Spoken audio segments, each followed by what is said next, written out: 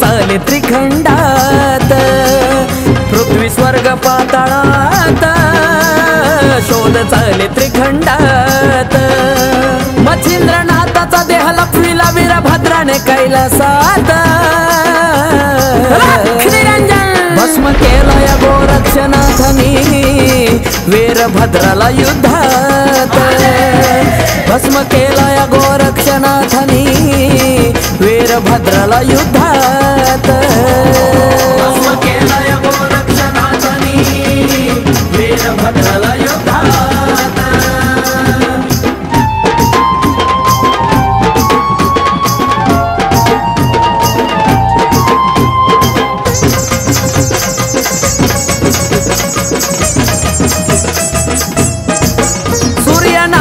ऐकून गेला सांगावा घेऊन वीरभद्राला म्हणे देह त्यांचा करावा स्वाधीन।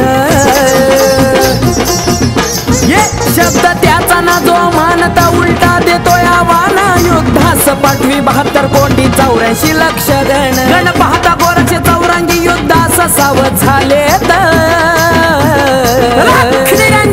भस्म केला या गोरक्षनाथानी वीरभद्राला युद्धात, भस्म केला या गोरक्षनाथानी वीरभद्राला युद्धात, भस्म केला या गोरक्षनाथानी वीरभद्राला युद्धात।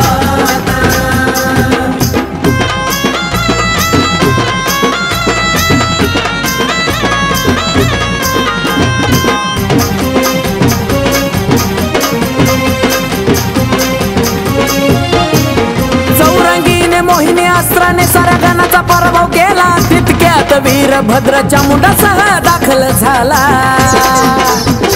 हो त्याच्या गणाची पाहुणी अवस्था नाथांवर चौताळाला, एकमेकांवर शस्त्रांचा त्यांनी मारा सुरू केला। संजीवनीची योजना करून सकल दान उठवलेत,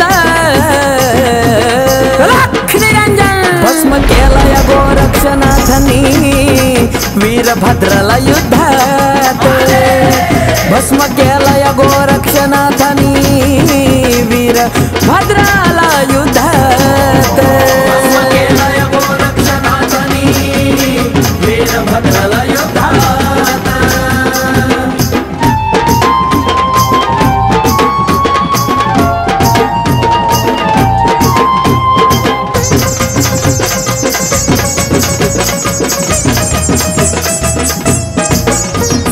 समजावून शंकर विष्णू गोरक्षनाथाला म्हणे मिटवीन तंट गुरुचा माझ्या देहा सोपवा मला।